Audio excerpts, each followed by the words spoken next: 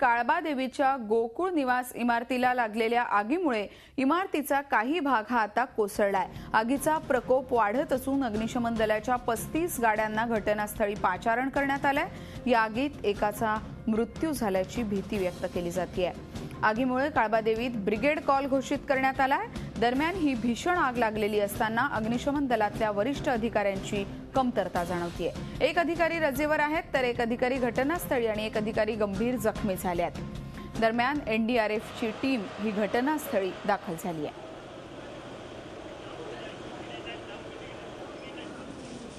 हे दृश्य पाहतोय, आगीने अत्यंत भयंकर आणि अक्राळ विक्राळ असं रूप धारण केलंय। एनडीआरएफची टीम आता घटनास्थळी दाखल झाली आहे। अग्निशमन दलाचा ब्रिगेड कॉल घोषित करण्यात आलाय। लागलेल्या या आगीमुळे अग्निशमन दलाचा काही भाग हा खाली कोसळलाय। दृश्यांमध्ये आपण पाहू शकतो आगीचं भीषण तांडव हे गोकुळ निवास इमारतीत पाहायला मिळत आहे।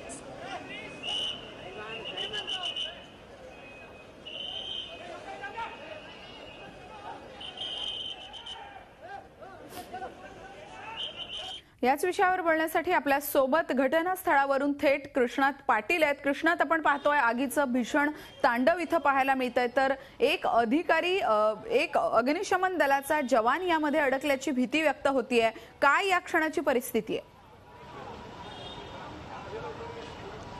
यामध्ये जे डेप्युटी सीएफओ होते अमीन पटेल ते जे आहेत ते जखमी झाले होते। त्याचबरोबर चीफ फायर ऑफिसर सुनील नेसरेकर आहेत ते देखील जखमी झालेले आहेत। त्यानंतर जे आणखी एक एचडब्ल्यू म्हणजे फायर ब्रिगेडचे ऑफिसर जे होते एचडब्ल्यू राणे ते आतमध्ये अडकल्याची शक्यता वर्तवण्यात येते आणि त्यांचा जो शोध आहे तो अद्याप लागलेला नाही।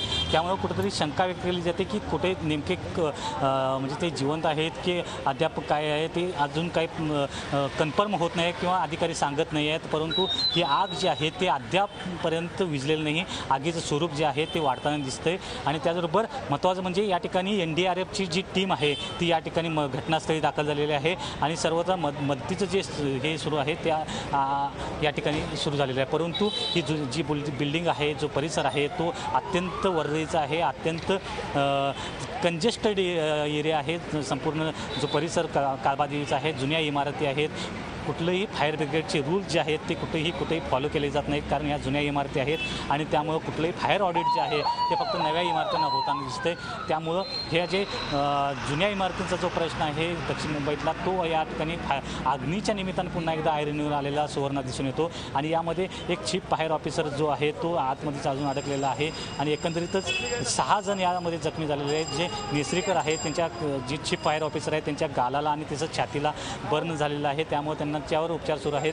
तर अमीन यांच्यावर बॉम्बे हॉस्पिटलमध्ये उपचार सुरू आहेत। एकंदरीतच परिस्थिती जी आहे ती कुठेतरी आटोक्यात येण्याऐवजी वाढताना या ठिकाणी दिसते। साईडच्या ज्या बिल्डिंग्स आहेत त्या बिल्डिंग्सना देखील कितपत धोका वाढू शकतो यासाठी हे जी एनडीआरएफची जी टीम आहे ती या ठिकाणी दाखल झालेली आहे आणि यानंतरची जी आता जी चीफ फायर आपले मुंबई फायर ब्रिगेड आणि त्याचबरोबर या ठिकाणची जे एनडीआरएफची टीम असे दोन्हीच्या टीमच्या मदतीनं ह्या आगीवर जे नियंत्रण आहे ते मिळवण्याचा प्रयत्न या ठिकाणी सुरू झालेला आहे। धन्यवाद कृष्णात, या तपशिलाबद्दल। अत्यंत रौद्र असं स्वरूप आगीचं पाहायला मिळतंय तर अग्निशमन दलाचे एक जवान या आगीमध्ये अद्यापही अडकलेले असल्याची माहिती मिळतेय। तुर्तास या संपूर्ण तपशिलाबद्दल धन्यवाद।